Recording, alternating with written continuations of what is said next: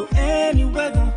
Follow the light of the PEP, cause we could build a better place for every queen in every race. Together we could triumph over anything we face. So one by one, two by two, the PEP we're here for you. Let by bit, one people under one flag. So come on, let me fix it. We gon' fix it. Build a better TNT. Build up, we gon' fix it. We gon' fix it. Because we brought in PEP. Save TNT, vote PEP. Pleasant good Wednesday morning, Trinidad and Tobago. Big shout out and thank you to Fuad Abubakar. I am listening to his shows these days, and Fuad touching on some serious issues. I had to say, he is guiding his following, the people who listen to his show, to think critically on issues that matter to their development. And I think that he have them in school. It's like an education on a morning, and some of the things he touch on, I tell myself I want to follow up on that because he's doing a real good job. Good job, Fuad. Special good morning to the leader of the Coalition of Interest, the General Kamala Prasad Bisesa SC. Good morning to Michelle, Kyle, IWER for this show. Good morning to all of the viewers, local and abroad, online. To all of the people who messaging me and telling me this is the #1 show in talk, keep spreading it. When I get the link, I'll share it on my WhatsApp broadcast. Those of you who are there, just forward it on. Let me say good morning to the panel, my distinguished panel, Stephen Matheson, Human Resource Consultant. Morning, Stephen. Good morning. Good morning to the audience. Good morning to Trinidad and Tobago. And, of course, special good morning to the UNC team in Sangre Grande, Wayne Sturge, Angad, councillors, and all the other supporters. Good morning, you all up there in Sangre Grande. I know you all are doing a wonderful job in that area, and clearly Sangre Grande will be one of the next UNC conquests. Good morning, Alderman Paul Daniel Naus. Morning, everyone. I think that's your most current, and that's the one I should. I mean, current is quite a few titles, but yeah. I don't need any titles. I just here to talk this morning. So. Selvon Mitchell, Management Consultant. Good morning, sir. Morning, Philip. Morning, panel. Morning, IWER and your management team. Morning to you. Morning to the listening audience, that international listening audience that giving critical feedback, and more so, our local listening audience that really embrace what we're doing here and seeing benefits in it. And that is encouraging. And we thank you all for that encouragement that you all give us to be here every day, speaking to you all about the issues that impact and affect your lives on a daily basis. Thank you again. This morning, I am scrolling through my news feed to find the most disgusting things being said about John Jeremy. Why are they being said now? So Why? So Before you even say so, let me ask you a question. If Keith Rowley, and I want to come back to why Keith Rowley is speaking for the PNM. I see that asking all your multiple questions now. You know, I see a big Diego Martin meeting. The 3 Diego Martin candidates. Stuart Young not listed as a speaker. His picture is nowhere. Keith Rowley's picture is there as political leader. What is going on in the PNM? Has it collapsed? they're shifting with everything, with the narrative, everything. So they've accepted that the Stuart Young experiment has failed. But I want to come back to this. We'll come back, we'll go in that and tear that up after. But I want to ask, so is it a message to everybody in the PNM? If you abandon ship, they go tear you up? That is the code of the Cosa Nostra? It has always been their code. That has always been their move. That Cosa Nostra business. Once you leave, if you choose any other political alliance, if you choose any other political views, even, they will come on you like a gang. Well, one of the things I realize about the PNM, from being around them for a while, is that the internal of the PNM do not like opposition. So it's all about groupthink, in my view. If the leader say X, you have to say the same thing. You have to parrot the same narrative. As a cult. If you don't, and you start going outside of that, you will have real problem. You will be vanquished.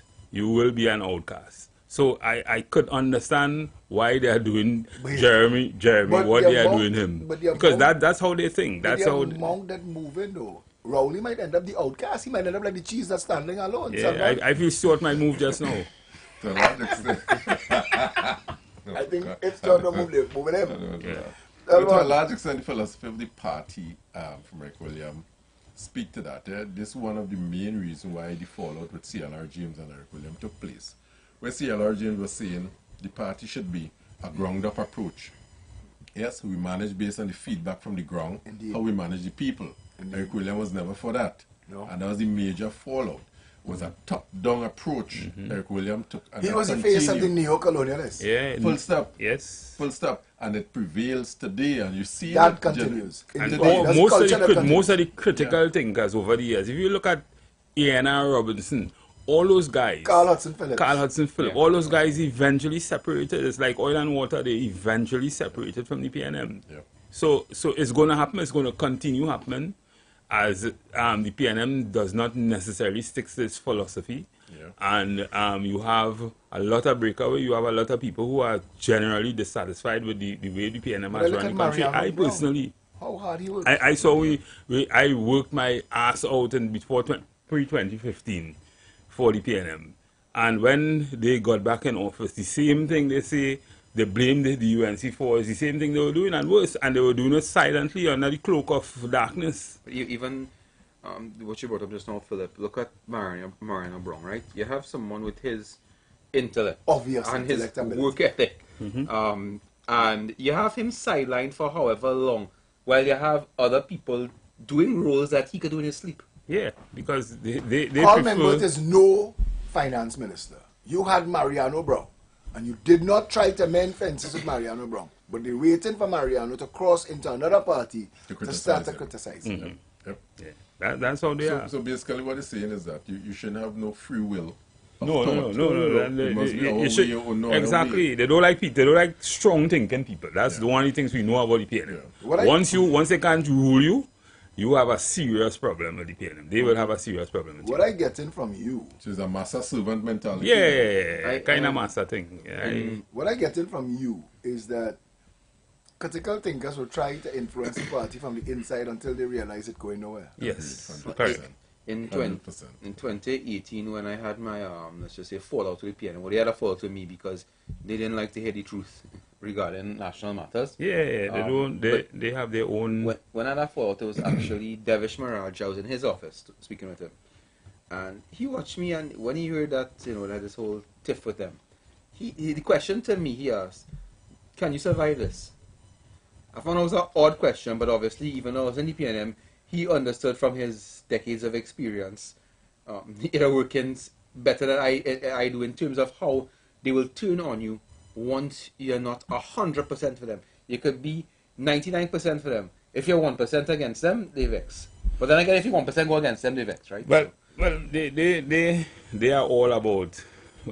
You know what's going on in the PNM is sad, and what I find to be even more sad is that there are persons who are there still, who I know are good people, and are ashamed. They are saying it. They are saying it to you. They say it to me all the time, but they're not leaving. And I'm not asking anybody to leave. I remember pre-2015, I probably was one of the most dangerous persons on Facebook against the UNC. And you could go back and check it. And I sat down with a group of people, some of them Kevin Pierre and a lot of them, who did a lot of work for the PNM in terms of destroying the UNC. But just before that, I was on the General Council of the PNM. And I remember Dr. Rowley said in one of our speeches at Saturday at General Council, he said, when we win this election, we will win. And when we win, all of us inside here will come together to run this country. And it was some months after we won the elections, and the members of the General Council were very disenchanted. They were very unhappy. I remember a day persons were talking about they're not getting board appointments and that kind of thing. For me, it was neither. I know it was neither here nor there. I wasn't really looking for anything. I was always into my own business. I doing my own thing. But there was this Saturday at General Council where the question of boards and the distribution of boards came up, and Dr. Rowley came in and he said, all I'm hearing is board, and you all have the attention. When you get on board, you have the tendency to be corrupt. And a silence went through the General Council, because you was here, it is you are saying that the persons here will sit to run the country, and a simple thing like a board appointment, you have a problem given the people who work very hard for you to get you in office. And that was something that was telling for me, and not just me, but a lot of other persons who at the time were seen as the creators, the people who put the party in office in 2015. I'm sure all of them were very competent to be on very, boards. very competent. So I mean, anybody who listening, who know this, could attest to that. And there are many other situations, but that is something else that we will talk about probably in another. But I think that there's a core philosophy in how these things are done, right, in terms of parties. You'll see, for example, with the UNC, all right, if it's 4 of us here and we're competent, all right, cool. There are 4 positions they could place us in. The PNM will turn around and say, well, it's 4 of them. But you know what? I just want him there because I could hold him and I could make sure I control him. So I give him all 4 positions. I don't like to use him as the example. Correct.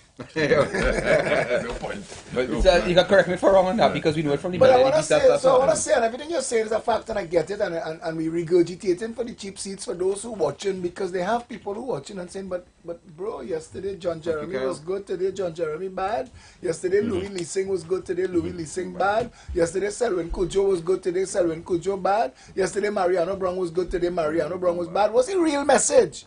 What's the real message? The message of control. If you get CPNM, you're bad. That's the message of control. So what is so then? What are they going to say about Stuart Young? Because obviously he's out of the good graces of whoever in charge of that party now. And I telling you, it is not the rank and file and the General Council. It is not anybody who thinks that they control. If you look at what's going on right now, I thought the narrative was that when they called the elections early, that they called the UNC with their pants down. I told people that come nomination day, UNC will have all that they need to have in office. But listen, when you check who was caught with their pants down was PNM. Because when you looked at how many times they changed the narrative between then and now, after hearing what the UNC have to deliver, it's really frustrating for anybody listening and wanting to support the PNM. They didn't have a message. They didn't have a coherent message. All they were going to do was demonize the UNC. Yes. That was the only message, right? So that's not tracking. PNM members leaving and they demonizing the PNM members. That's not tracking. They're in a country. Stuart Young, according to all the polls, is losing ground and fading fast. And he might lose to you too. Or he gonna lose to me. Yeah. That's for sure. The people of Belmont wake up. The people of Belmont wake up. You cannot stop that train. And I don't use this show to promote but my you know even though you promote your Toko Sangregani people. You don't ever hear me promoting my Port of Spain, North, St. Anne's, West, Seat, and all the great people who are on the ground working, and all of the good captains in the community. You never hear me talking that because I realize it's a general national show. But you, always, with your lack of discipline, with your PNM behavior. That's really in PNM. No, but he fired. Is he fired? If you are the... I will never call this man the Prime Minister, but for the argument of this argument, I will say, if you are the Prime Minister going in, and you are the newly minted Prime Minister hoping to be the Prime Minister, you'll be on every platform. And there is a political meeting that is 3 die-hard PNM constituency. They go Martin West, they go Martin Central, they go Martin Northeast. All 3 of them candidates face, Rowley face, where your face. With 2 ministers in your cabinet, eh? 2 ministers in your cabinet. 2 ministers, look at that. In your cabinet. Is your face a liability to the PNM? Is Stuart Young a liability to the PNM? How much money did the Young family or the 1% put into the PNM to justify this failure? The man failed every ministry, and I've been telling people this. And I show my good friend, Penelope Beckles. Oh my God. Is saying See what I tell to you? herself, if the PNM lose, they lose because they didn't choose me. I am sure Penny might be But saying she that. knows that. She knows that. But the battle that took place since 2024 to now, and you have to realize this, the PNM itself and all of its members, the machinery that we call the PNM, the 320,000 people that voted, those people were lined up behind Penny as the next leader of the party. So when Rowley floated the idea that Stuart Young was going to be his heir apparent, those people revolted. And it's because of that internal revolt, Rowley said, all right, that's all I'm behaving. No convention for you. No democracy for you. His way carried. And he bullied them. He bullied them into accepting what, if we take to the Privy Council, would have been a violation of the Constitution. Because to this day, they have not met a single measure of the Constitution to justify the appointment of Stuart Young while Keith Rowley still exists as leader of the party and is in the House. Because 76(1) deals with that. 76(1)(b) needed Rowley to be out of the House. You can still be the leader, but you can't be in the House. But he couldn't resign from Digger Martin West. They were looking at all those numbers. But the moment he did that, the UNC would have been touching distance of government without an election. That's the reality. The difference between the UNC and the PNM was too close. When they were doing this stupendous 11-9 nonsense, and they were going to the president with 11-9, I bust the mark, and maybe I should have stayed silent. Because they was going to the president with the 11-9, they thought that he had a majority and that was all he needed. But I said, the whole parliament is. but that's exactly it. I said, but if you go into the president and say that your 11 is bigger than her 9, Kamala 19 bigger than your 11, she is the prime minister. And they run back to Balizi House and bullied Penelope and Foster come out with that fake smile on the face hugging up Faris. But we know it's all lies. We know One thing they did do is that they give themselves a nice golden parachute. By two terms in office, your pension is safe. So when the increase in income in salaries came by the reviews board, they took that and the increase not safe enough. huh? Your pension safe, but not the increase. And not the back pay. That not safe. Because we're going to investigate what took place there. And if a conspiracy is found, if wrongdoing is found as the justification, because we have to go there. The Salaries Review Commission is not insulated from the society boss. I don't think that will. If the CPO said, and if Rowley said a raise in pay, and Stuart Young said a raise in pay for public servants will destroy the economy. But I don't think that will serve the best interest of anybody anyway. What's that? Right? What you're talking about there? Investigate the Salaries Review Commission? Well, okay. To what end? To see if any wrongdoing took place. I'm asking you. I'm saying to you, actually. The Salaries Review Commission is not insulated from the rest of society.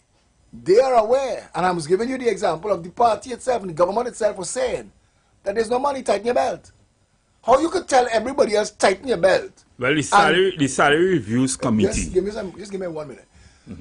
You didn't raise the man pay by 10%. They didn't raise a man pay. The salary reviews committee would have made a suggestion. You're not making a good point. You're making my point. The Salaries Review Commission is making a suggestion at a time when the economy, according to the Prime Minister, could... You understand what I'm saying? According to if the Prime Minister said you don't have the money. The Salary Reviews Committee will have done, like in every case, will have done their service, their job analysis. Is it a committee or a commission?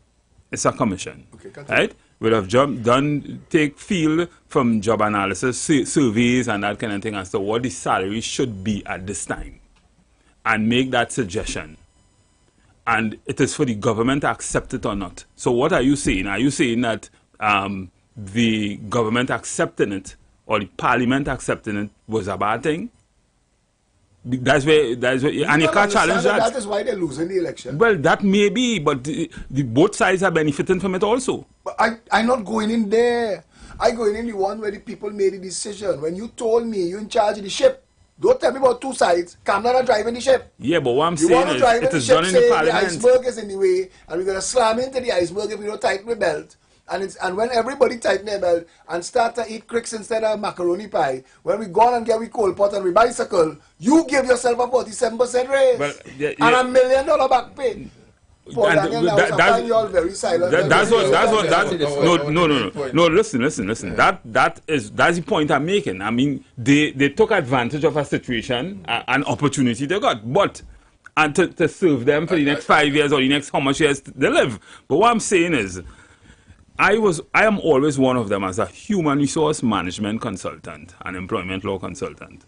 I was always one of them who always look at the fact that if I am managing, if I'm responsible for a nation where persons under me is working for 3 and 4 times my salary that I am hiring, I find that to be an anomaly. I find that to be strange. No, I know, Selvan, you have a different view on that. But my view is that I want to answer what he just said. If I am responsible for you, just a way. How are you working for 4 times my salary? Because you're calling apples and apples, but it's not apples and apples. Let's say you're the hospital administrator and I am a brain surgeon. Your job is administration. My job is brain surgery. I am entitled to 10 times your salary. So it depends on who you're talking about and who you are. Kid Rowley is a geologist, and from what I've seen, if I look at Labidco, Las Alturas, what took place in Mova, what they call those, what was the apartment? Was we had a breakdown? That was Las Alturas. Gandhi matter? No, Las Alturas. Las Alturas. When I look at Taruba, Brian Lara Stadium moving. You realize we mix up because of how many you're listed, right? No, Las Alturas is the one on the hill. Okay, but if he's a geologist and he doesn't understand basic movement of soil, he's not really the best person to call a geologist. He owes somebody back that doctrine. But put that aside. But we're talking about responsibility. And I'm saying to you, responsibility is where you get paid for. But I'm saying to you, if you're saying that he's the best man of the job as a failed geologist, I'm saying to you, if you look at the economy and the country, all of the metrics that you could measure on a macro level today, I'm not even going micro, macro, infrastructure, healthcare, education, the economy, crime, water. If you look at every single thing that's supposed to fall under the Prime Minister of Trinidad and Tobago, they fail from day dot and have been failing and failing fast. So how do you justify? You tell me that this man, because he has a responsibility, he should get a higher pay. I would agree with you if he was successful at his responsibility. I would like to weigh in on this, right? You can't measure it like that, Philip, really and truly. You can't measure it like that. And success is you're paying someone to do a job. If they fail at the job, you fire them. Exactly, Really which is what we're about to do. No. Yes, no. But the only thing about it, they're getting fired with a pension, a nice pension. Wait a minute. So you're telling me you hire a man who has say over his own salary and raise his own pay? He don't have say over his own salary. They have a system for that. No. You see, we hired him, you know.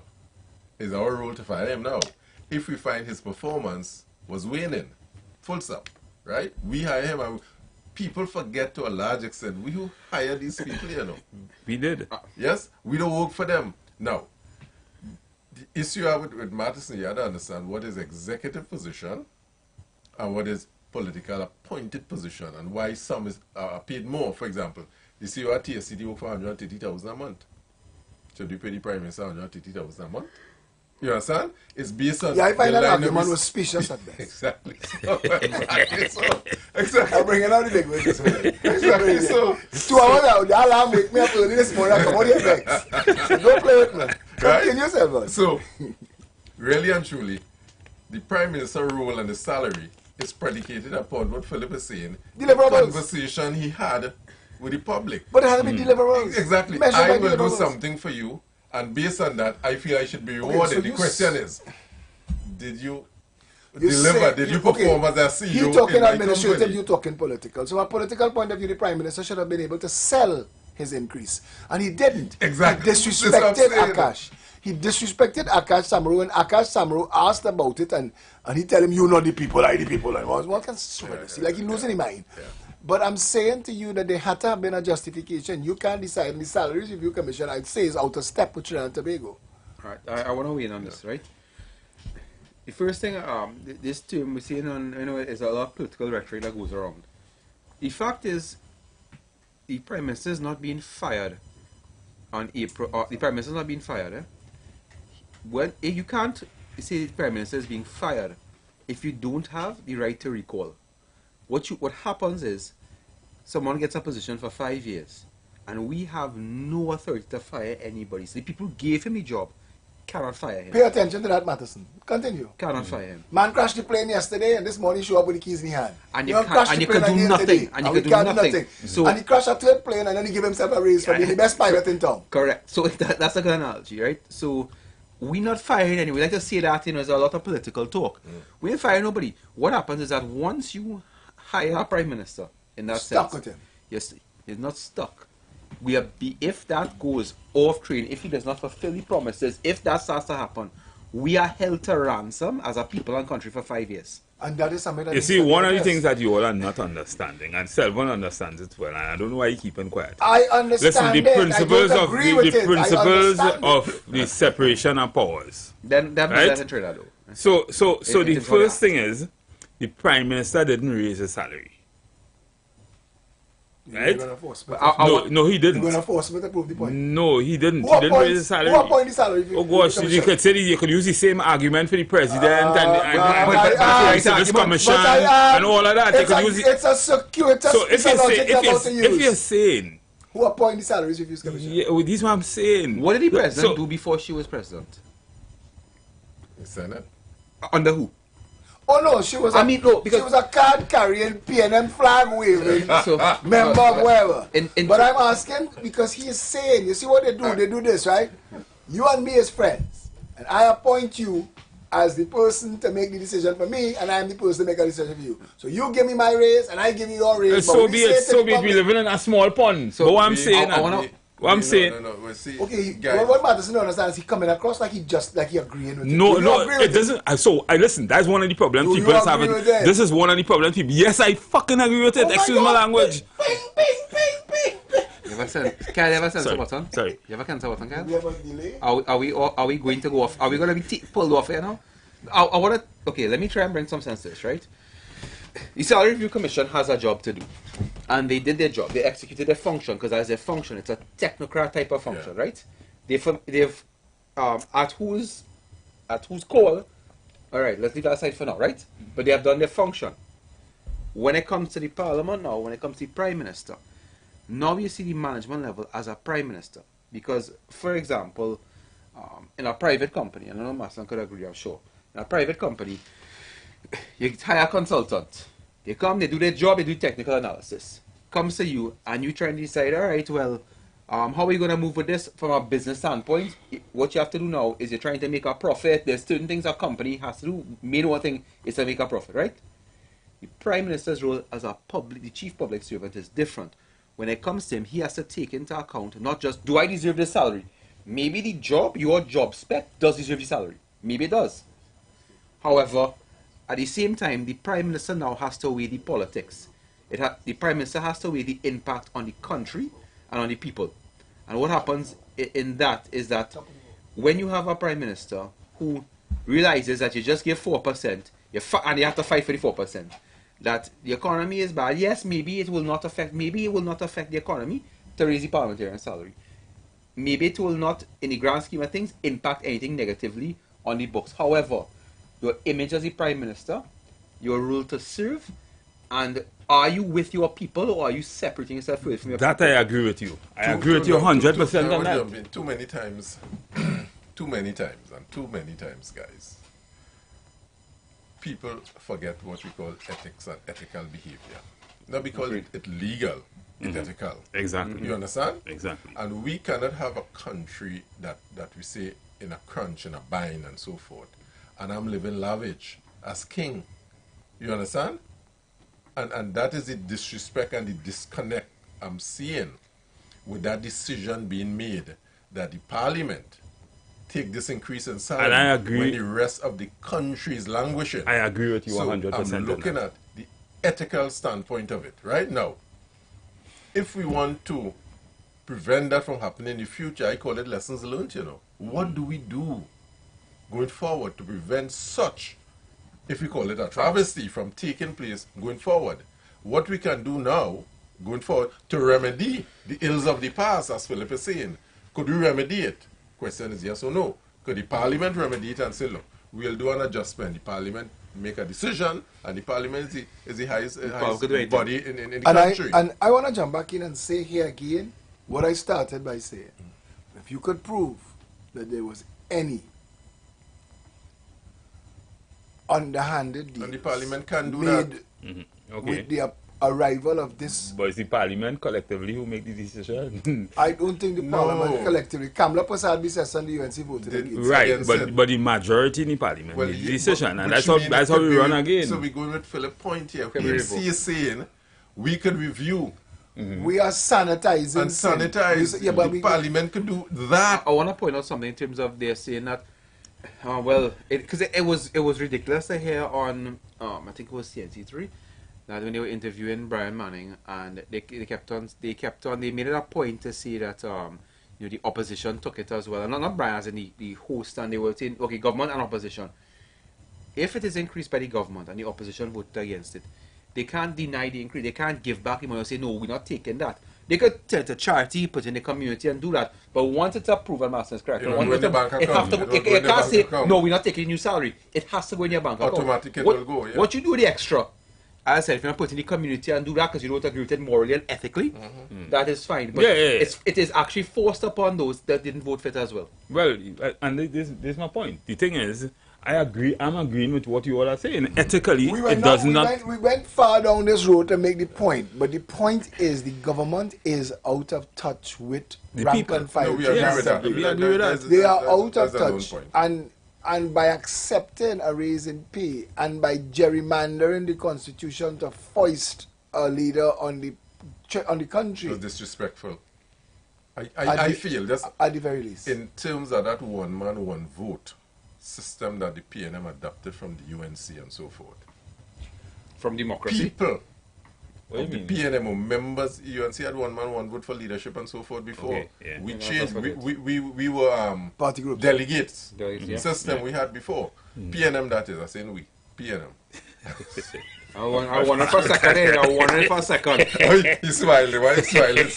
So now everybody wanted to exercise that franchise to vote for a leader in the party, to a large extent, and the members of the PNM feel disrespected and feel that something was taken away from them when someone was foisted or hoisted upon them. Yes, that a lot of them wasn't in favor or But agreement what they did there with Stuart Young, they've been doing in the public service for a long, long time. They've been doing that, and I told you I had a meeting with these people on Sunday.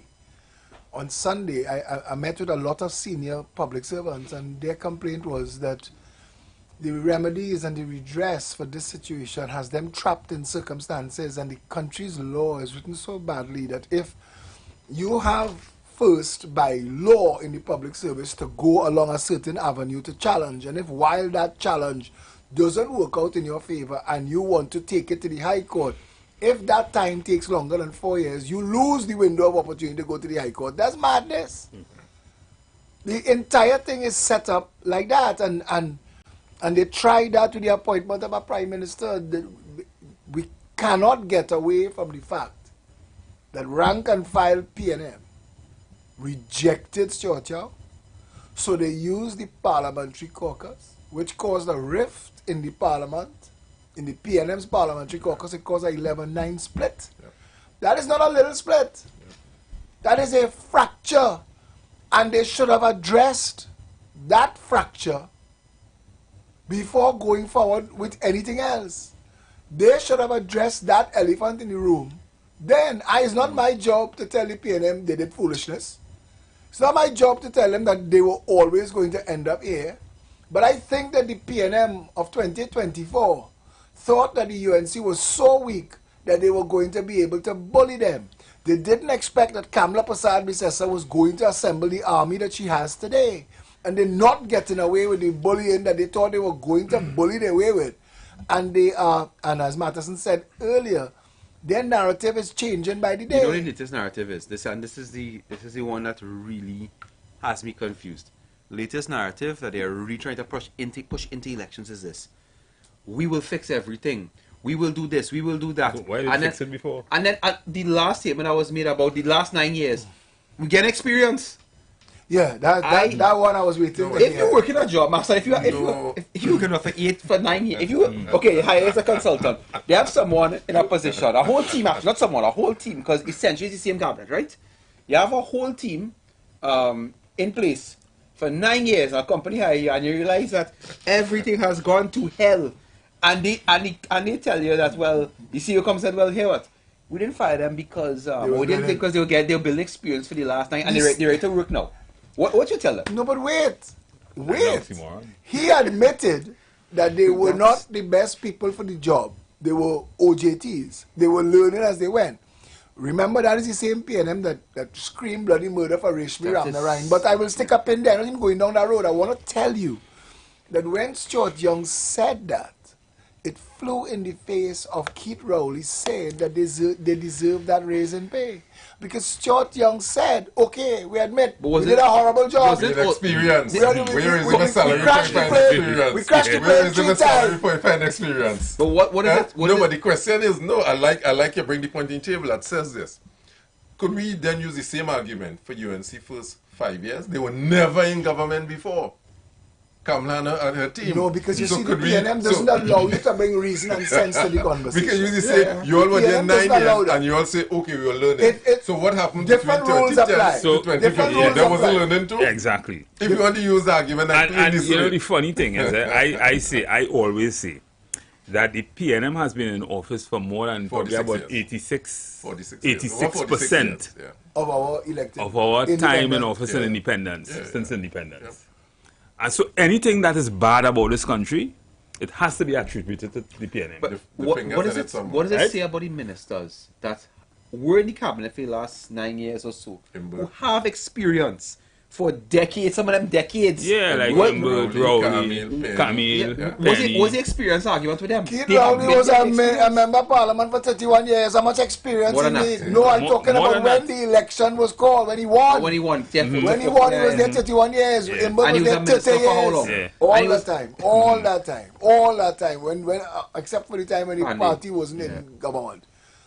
But the point is, they are so beaten and bloody this morning that they don't know what to say next. And the Stuart Young that thought with his arrogant self that Fitzgerald Hines was not qualified to speak, hush, he put his hand on him. Don't talk. I will talk for I you. want friends like that though. I want friends. I want No, friends but like watch that. this. The same Stuart Young that did that to Fitzgerald Hines, Rowley is now doing that to Stuart Young. You're not qualified to speak for the party anymore because you're talking foolishness. Don't come and they go Martin and talk. They don't know what next will come out of the man's mouth. They don't know what next. Well, if I'm gonna say some nonsense, I want to know all you have to do what Stuart did to Fitz. That is a friend. Penelope Beckles is winning without talking because the whole party is She's saying, my hero in the PNM. no, but the whole party is saying to themselves this morning, We need a reset. That's what they're saying. We need a the reset. only way they're going to get a reset is Stuart Young have to lose. And I they told saw people Fred- that. My position has to is my lose. position is Water PNM don't need no Spain, North, reset. St. Anne's PNM West. don't need no reset. No, just now. PNM has reached diminishing returns. There are little or nothing they could do. Anything they do for Trinidad and Tobago going forward will be bad. Reset means There's step- nothing, little or nothing they could do reset again. means step back. Y'all agree on the Step same out. Yeah, point. same But what thing, yeah. Mattison's saying is that it's beyond fixing now. Yeah. It is beyond fixing. They've The reached time diminishing for returns. reset was when you fell out with A&R Robinson. The time for the reset was when you fell out with Carl Hudson Phillips. Because as you all were saying, they keep filling people's heads with this nonsense. Get in the party and fix it from the inside. You know what people tell me that shoppiness about joining the PNM and fix it from What the should inside? you do to Emery? What should you do to Emery? You could fix anything in the party. But that is the point. But that is PNM the is point. about groupthink. Look at what they did to Amy Brown. He's saying it. He's saying it. And He Emery, followed and to Amy straight Brown. out, Emery is a boss representative. But he doesn't. Yeah, but you see, Emery Brown is a weak man. He may be a bright and accomplished. So what you debater. saying? He's a girl? What do you mean I'm he's a not weak man? saying it. I'm not necessarily he saying does he's a not girl, have. but he's a weak He can't man. stand up to the party. Emery Brown, what was done to him? Keith Rowley politically slapped him up, Yeah. and he stay. And he stay. I liked. How his wife watching him in the night. I like Amy Brown as a good UN You could like him to go and drink beers and eat sandwiches, but No, I'm no, saying I think- to you I that think what he they stood up- did to him in Diego Martin West They leak to the media that he's running for Diego Martin West, and then he say he want to run for Diego Martin West. Then they tell him, we want you to run for Diego Martin West. So he admit, okay, I want to run for Diego Martin West. And then they send the party groups. Yeah. And They the bus mobilize is them. true. Yeah, they That's mobilize what they do Heinz too, by the way, you know. I know, but what I'm saying is, no. They just told the party groups leave Heinz behind. No, it's up. And that's the point, you see, you're making my point when you're ready, you know, that all of these organizations and institutions that appear to be independent are not really independent. All right, so that's the point I was trying to make about the Salaries Review Commission. But I'm saying to you today that Amory Brown is not man enough to lead anybody.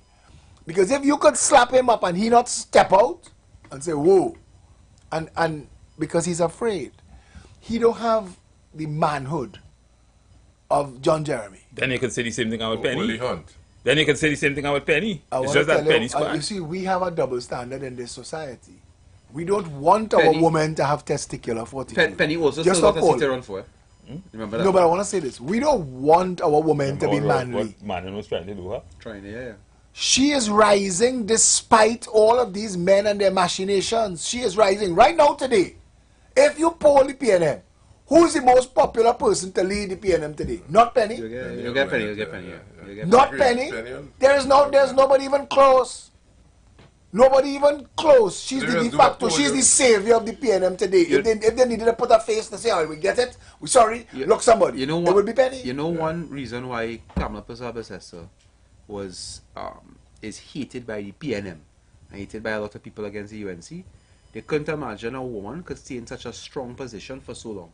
They couldn't fathom it. Despite their best Despite everybody's best effort to rip her down, they could not. They couldn't understand how a woman could have stood up for so long. The PNM's coalition is falling apart. And they're going to lose. Wait, the PNM's election. what? It's coalition. They don't have no coalition. PNM is a coalition. PNM has always been a coalition. Chamber of Commerce, the Lodge, Secret Society. PNM has always been a coalition. That is a coalition. Philip, let me That talk is about a something else. coalition. Let me talk about something else. That is a coalition of interest. Everybody have interest. Of interest. Have interest. Not interest. The Media Association of Trinidad and Tobago is part of the coalition. Look at that. I want to tell you, and I say without fear of contradiction, I'm one of the strongest politicians in the country. I lead the third largest party in the country, and not one of those media houses called me for an interview.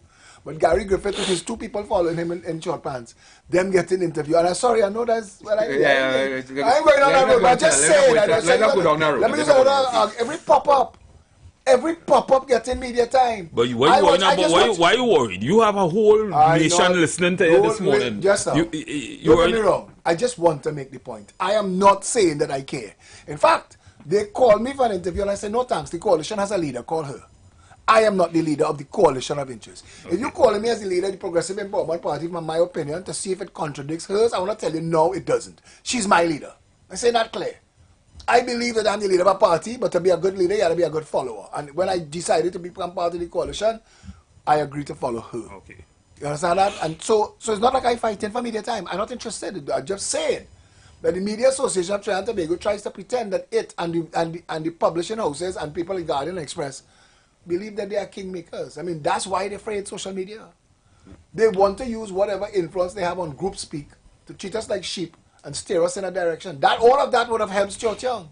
But those days don't exist anymore. And ironically, the social media that he has been afraid of has cut his throat politically. Stuart Young is politically dead this morning. And the people of Port of Spain, North, St. Anne's West, have to realize that they have a dead carcass as a PNM candidate. On April 28th, they cannot vote for him. They cannot, because you cannot tell your children, do right, be good, study hard, life will reward you, and tell them vote for a man who is the opposite of that.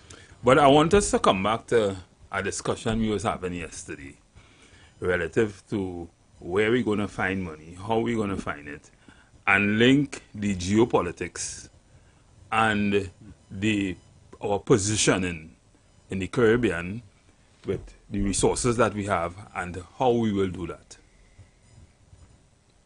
You know, and you know, I was thinking. I mean, I was listening or looking at even with America's new protectionist kind of ideology now under Trump, and how that is destroying America itself. and why we should now look at external places like India, like Africa, which is a emerging economy growing very, very fast, and how we could monetize those relationships going forward to build the kind of resources and the kind of capacities we need to build in Trinidad and Tobago to take Trinidad and Tobago to the next level. I want to say this to you. You think, and I'm just making a point, so follow me, even if it meanders. You think the government doesn't see the connection between fast food, sugary soft drinks, and death? Do you believe that the health minister doesn't know? I've heard him announce different programs. That means that he at least has a working idea that the Ministry of Health spends $6 billion a year, for the most part, treating with the fallout of diabetes, stroke, heart attack, kidney failure, all of which are traced directly back to the fast food and sugar soft drink industry. Do you think the government does not know? And my question to you, following up on that, is if the government who you've hired to steer this ship for the well-being of the citizens doesn't act in the people's best interest to correct that, is the government complicit in the deaths of people who are suffering from the fallout of these things? Well, I mean, soft drink and sugar. Yes, he is correct. Yes, you're correct. Yes, you're correct. You're correct. And then build on that now. You're So correct. And let's build on it You're now. correct. I know I'm correct because they have a warning label on cigarettes, they have a warning label on your seatbelt, there's a warning label on laundry bags. I know that you You're know. correct. And what I'm saying is, what I would say to support you with that is that I feel that what the government should do is to increase taxes, and maybe they could get a lot of revenues from that because it will go back into our health sector. All those things that you instead of just looking at alcohol and cigarettes, all those other things that are creeping into our society that we addicted to sugar, we addicted to all salt and all them things, all those kind of snacks and that kind of thing. All those things you should be paying What's our warning labels on not that? just warning labels. Just like I talk about the traffic offences, the mischief. What we should do is increase the prices of those things astronomically, Didn't Manning, so that I suggest the idea of a sugar tax But- for health, and they wanted to hang the No, man but for you that. see, so doesn't ask that for question instance, earlier. a soft drink should be about $15. No, but even before you reach that being $15, explain why a soft drink is more expensive than water. I mean, why is water more expensive than a soft drink? Yeah. Why is water more expensive? The business community is doing a management science on our people in this country and manipulating our choices. The government has the power to intervene there. Yeah, The government has the power. because it affecting make- our No, but our health. you see, when people talk about freedom to do business, I agree with you, do all the business you want, but the business you're doing cannot harm the people. Negatively Exactly. impacting the society. It mustn't harm the society. Yeah, So yeah. I'm saying that the government could send messages that if you are selling food that is good for the people, we'll reward you, and if you're selling food that is bad for the We'll people, we'll penalize tax you. you. Exactly. Yeah, and you start to see a shift Yeah. go towards the health. I mean, if people can't bring it up on their own or can't come about on their own to make healthier choices, the government needs not to force you, but to do things to shift your mentality. No, but I want to And, look, and I that wanna money, force- that money you're making taxes, put it back in the healthcare system. But that should pay for it. I want to Exactly. force the business. That's I want the to point. force the Put it back business in the healthcare community to system. put up on the wall in a KFC and a Royal Castle Oh, that's and it, oil and thing. and a I mean, McDonald's. That Trinidad and Tobago leads the Western world in heart disease, heart attack. Young black males die from heart attacks in Trinidad and Tobago more than any other country in the Western world. And when you compare it to the rest of the world, the reason we say the Western world is because it is in this part of the planet that the consumption of fast food is this high. And let's look at, for example, in a lot of parts of the US, trans fat is banned. They're starting to ban a lot of Red dye. red dye. Red dye. Yeah, they buy Okay, guys, we need to take a break to pay some bills. When UNC wins, everybody wins.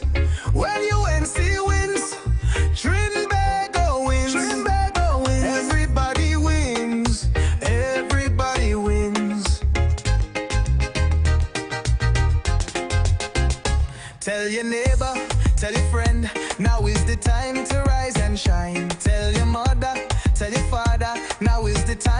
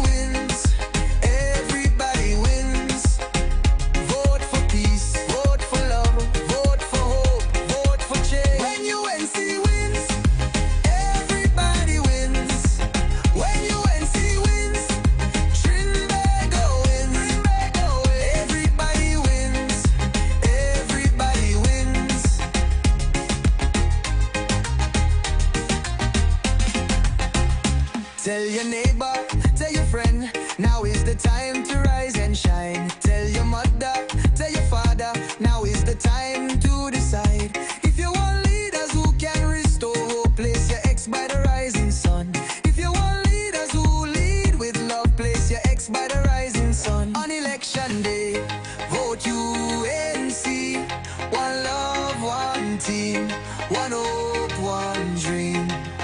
On election day, vote UNC.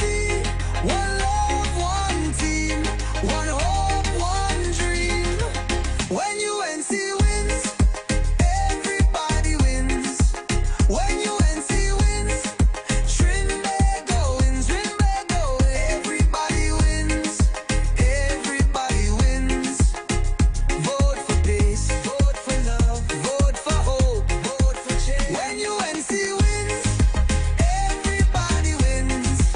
When UNC wins, Trinbago wins, Trinbago. Everybody wins, everybody wins.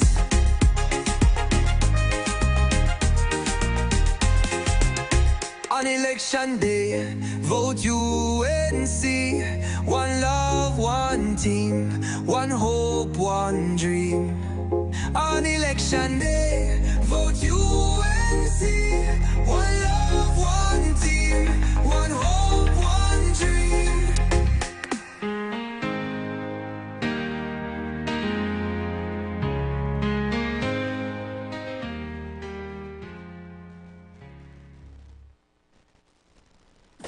You've got bills to pay, and so do we. Let's go pay some bills on the street 919 FM.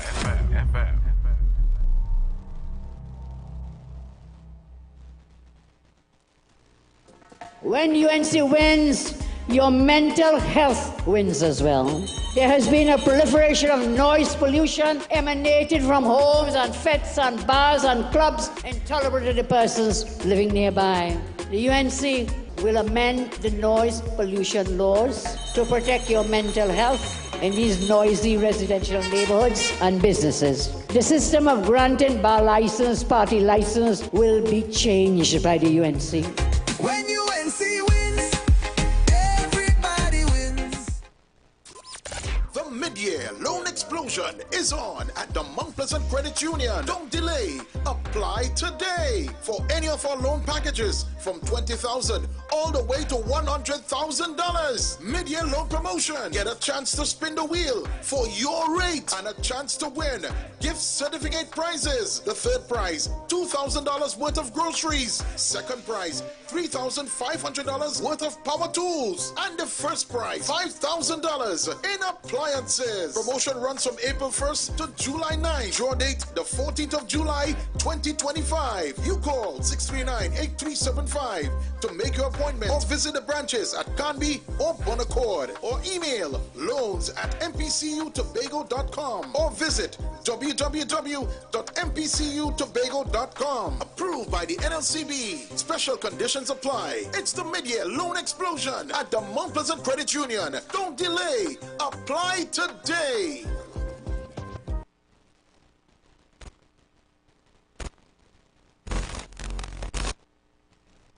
We have a Forex crisis in this country. And that is because there has been little investment made in all the projects and the entities that can encourage Forex to flow into our country. The man was vociferous when he said, Trinidad and Tobago, if just in case you close the fridge and you didn't hear, we're not closing Petrotrin. But I am happy that they have advertised themselves in such a fashion. So we now know anything they say they're not doing, they're doing. Don't get caught again. On April 28th, vote for the anchor. Vote the Tobago People's Party. Upsize the thing. Mega mix, upsize. You're getting much more because we upsize the price. Mega mix, upsize. More when it's in store, so you're feeling real nice. Mega mix, upsize. Mega on the place, so you get a bigger slice. Mega mix, upsize. Nothing more to pay on the regular price. So play with Mega Mix prices have been upsized. Win bigger prizes with the Mega 85 to 1, Mega Ultra 120 to 1, and Mega Extreme 130 to 1 for a minimum bet of $1 each. Play with, upsize the thing. Players must be 18 years and over. Please play responsibly. On Tuesday, 15th April 2025, we have two meetings. One, Spot meeting at Signal Hill near the Community Center at 6. 2. Regional meeting at Montgomery near the Hardcourt for 7:30 p.m. Come hear our political leader and Chief Secretary Farley Chavez, Augustine, and your TPP, Tobago West Representative Joel Marcus Sampson. See you there. Tobago, this is my land, the greatest little island. Come party. Hey, what's up? This is your boy Major Hype, and guess what? It's all about Tobago. Comedy Party, Friday, 18th April, Vibes Event Space, formerly known as the Shade Nightclub. That's right, it all takes place in Tobago, Scarborough, Pigeon Point. Everybody come out. Featuring Caribbean King of Comedy, Major Hype and Friends. And let me have a good time. Ziggy Ranking, and out of Jamaica, the greatest 420 artist ever, Guinea Pepper. We lick the chalice, make the water go. Friday, 18th April. Tickets on sale now. General $350. Get your tickets at Cache stores nationwide. Fairways Restaurant and the Lounge Plantation. Jenny's on the Boulevard. All E-Cliff Eli locations and online at islandetickets.com. Comedy show and party with all the top DJs. DJ Leela and Poppy. It's all about comedy and party. Friday, 18th April. Vibes Event Space, formerly known as the Shade Nightclub, sponsored by LB Tours, Cache, Top Ranking Guest House and Tours, and Jenny's on the Boulevard.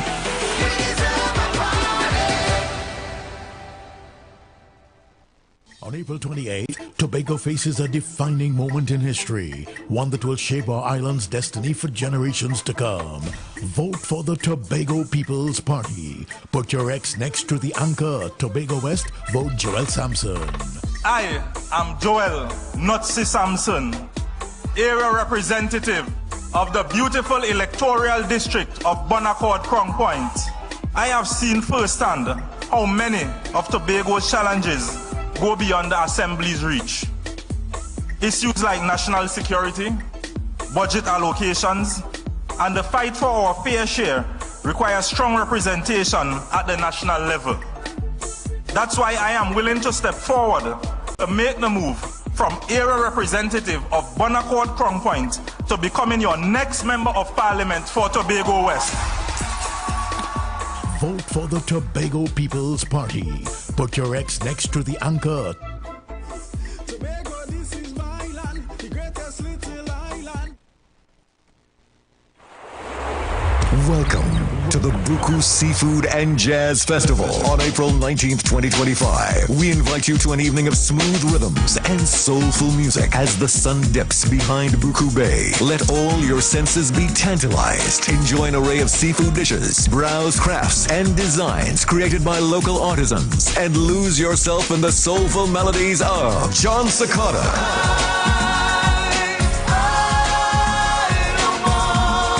Brian McKnight, It's undeniable that we should be together. Bonnet Bigford, When the lightning crack the waters and the waves roll and break.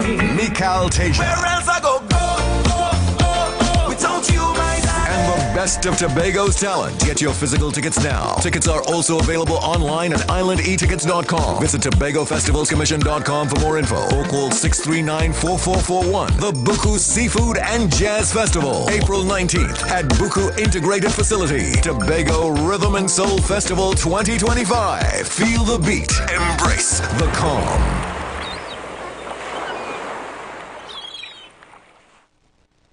Share the live. Share the live. The Street 919 FM on Facebook and Instagram. Share the live. Iowa George on Instagram. Share the live. Iowa TV and Street TV on YouTube. Share the live. The Street 919 FM, the #1 election station.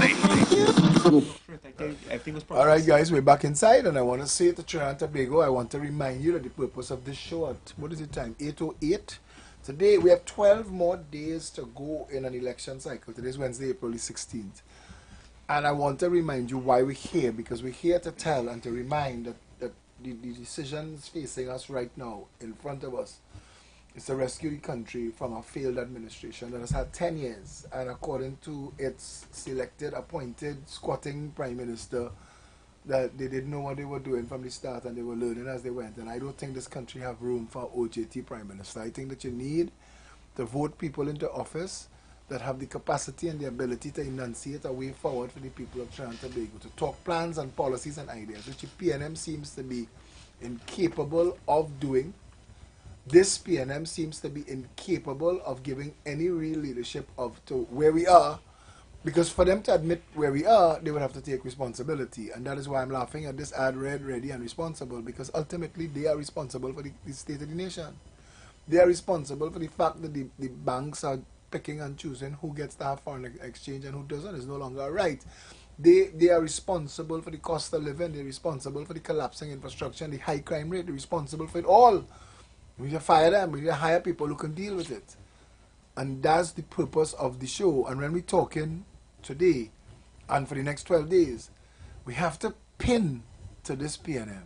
They can't get away from their promises, their attempts to shake us down, to introduce a cashless system that will enslave us. Their signatures to WEF and WHO treaties that takes away our sovereignty and our civil human rights. And these issues, I don't want them to ever escape from. The property tax is the most heinous of taxes, because you are supposed to be able to separate for yourself by virtue of your labors what is yours. You cannot continuously tax what is mine. You cannot pretend that I own this football, but if I rent this football out for $1 a day, I could get that revenue. So they should get a percentage of a possible revenue.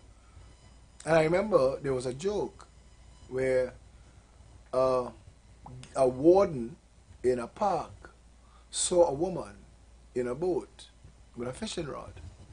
And he said to her, he's giving her a ticket for fishing at a time when it is out of the fishing season. She said, I'm not fishing, I'm reading a book. He said, yes, but you have all the equipment and I don't know, you can start fishing at any time. She said, well, then I'll report you for rape. Because you have all the equipment, yeah. and I don't know how you might start using it at any time. Yeah. We have to be aware, hyper aware in this country of where the PNM tried to take us. We have to be hyper aware of what that government under Keith Rowley and now Stuart Young and Coleman Bird, what they had. Your property should be sacrosanct.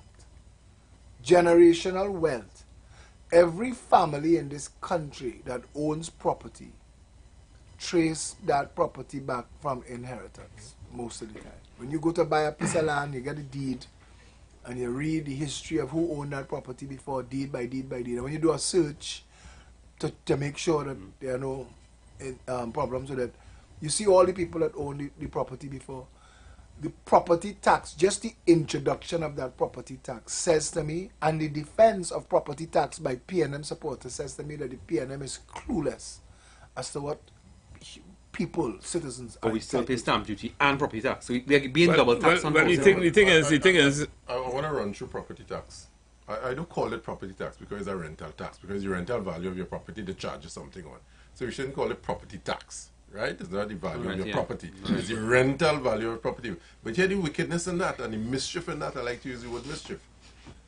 You are telling me Philip is working for $20,000 a month. He living on 5,000 square foot of land and he builds a house and so forth. I'm working for $5,000 a month, living on 5,000 square foot of land next door to Philip, and I build a house. But here what I did with my $5,000. I put on 3 bathrooms. I tile the yard. I fence it nice. You make it I nice. groom the lawn. With my 5,000, I did that on my 5,000 square foot of land. Philip with his 20,000, wine, woman, and song. He have an outhouse in the back. He had 2 karating galvanized blocking around his place now. And you telling me I have to pay more. You are penalized. You are penalized. I'm penalized for being ambitious. And the question is, does PNM have something with ambitious people? And I hear you, but I want to say to you, I want to go beyond it. I don't even want to make defensive arguments. I don't even want to make assumptions. I want to say some things are sacrosanct. The right to property, the 2 scales of justice, malum in se and malum in prohibitum. Malum prohibitum is predicated on the right to own property. From the moment you create a property tax, you destroy the right to own property. The state should have no say on your property. Well, if you find oil on your property today, it belongs to the state. You know that? Yes. If you find water, anything below 6 feet, if you sink a well, So is the state well? all of that, all of those laws are bad laws. Right, but listen, my take on all of this is that in the first place, I think Trinidad and Tobago government is bankrupt of ideas, critical thinking as to how we could raise money to run the country, to run the country, and that is because we have been so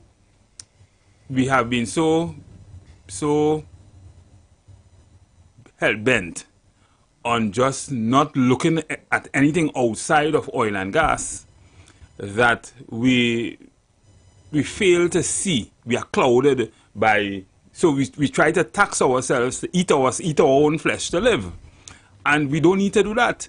There are so many, and I don't want to dovetail this back out to the geopolitics and how we could monetize the relationships outside of Trinidad and Tobago to build our economy. We're not doing that for whatever reason. I don't know why we are not doing it. We have embassies and consulates, but I'm not seeing the results of it in terms of the relationship. What kind of business ideas, what new you're bringing to Trinidad and Tobago? Because you have this tendency to ask questions as it exists, and I ask questions why. At a time when they didn't have telecommunications, we didn't have international telecommunications, we needed ambassadors and high commissioners because our Prime Minister wanted to talk to the Prime Minister of England, so you'd call the Minister of Foreign Affairs, and you'd tell the Minister of Foreign Affairs, this is a letter I want sent to the Prime Minister of England. And the Minister of Foreign Affairs would send it to the High Commission in London, and the High Commissioner in London would call on the Minister of Foreign Affairs in London and give him the letter, which would be taken to the Prime Minister. No, Keith Rowley or Churchill or Kamala Prasad could WhatsApp the Prime Minister. So the justification, that's why I made the point, the justification doesn't exist anymore. You don't have a horse in your garage home because you have a car. You don't need the horse anymore. The car replaced the horse. So we do have a need for There's that kind of... No. What I am saying is... Change of use. Repurpose it. Repurpose. You don't need a high commissioner and ambassador in every country in the world. You need an Asian high commissioner or ambassador. You need Europe, United Nations, Africa, Americas. 5. You need 5. You need 5. And those 5 should have responsibility for 2 things. Sell Trinidad to the world and bring foreign direct investment to Trinidad. That's it. That's it. So it's no longer about diplomacy. It's about business. Correct. Let's do business. Trinidad is open for business. Send 5 businessmen That's who what understand That's what I'm saying. Business. We not for whatever reason. But the government doesn't understand that. The PNM government doesn't understand. I say that this morning, and they will try to introduce it. Everything the PNM has done in the last 2 years have all been from my live videos, you know. I just don't say it. I don't tell people what they did with the home mortgage bank. That's my plan. Everything that they're talking and they're doing with every organization in the state of Trinidad and Tobago right now, I could show you and I could date it for you when I said it to the people of Trinidad and Tobago. So I'm not just trying to take credit. I am a critical thinker. I don't understand why they have no critical thinkers in their ranks. All they have are posers, stunt artists, and people who are capable of attacking each other for the collective cult. Where's the leadership for Trinidad and Tobago in that government for the past 10 years? And we wonder why the country crashed. We have drunk, blind people driving the car of state, and we wonder why it crashed. I want to talk about taxes, right? Because that's a very important thing. I mean, I think it was Churchill who said something, I'm paraphrasing, that tax a nation to prosperity is akin to standing in a bucket and trying to raise itself by the handle. Right. Now, they have people trying to argue, yeah, that's good physics, right? What they keep on saying with the property tax, it's going into the local government, it's going into the municipality to provide services in municipality. All that is nonsense. None of that has come into effect. The property tax goes into the consolidated fund, into central government, and the central government sends money to the corporation for things not from the kind of food. By allowing that statement, by allowing that argument, I allow myself to be trapped that the property tax could ever be a good thing, and it could never be a good thing. You want money to run the state, get that money to run the state. Do not come to take weight. That's what I say. People who have bought a property, have paid for that property, have paid taxation to the state for that property, high taxes, 4 and 5 different ways. And I even accept the stamp duty. I'm accept that what is £5 in England, a stamp, in Trinidad is a percentage of the value of the property. Trinidadians pay, and I was the one who told Trinidadians this, that Trinidadians pay 20 years, 30 years worth of property tax in that stamp duty. Correct. The state sits down like casa in a gamble. When you go in a real Trinidad casino, they have a man sitting down there named Casa, and every pot, he take a piece. Every time you sell a property, the state gets stamp duty again. Yeah, correct. So it sells 5 times in 5 years. You get 100 something years correct. of taxes for the correct. Correct. You can't bite that cherry twice, and as Matteson said, they have no clout to generate revenue. Fire them. But don't tell me, because Kid Rowley actually said these words, and if I'm saying this, I don't want people to think that I am making this up. It's so ridiculous that the man would say, you have money sitting in your bank account that you're not using, that the state should be able to use. And I found that, I thought, well, we really reached reached down in Allison's rabbit hole.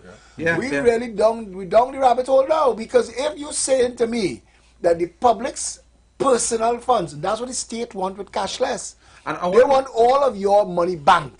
They want you banked. But every time you spend the tax. But they were calling figures at a point in Parliament.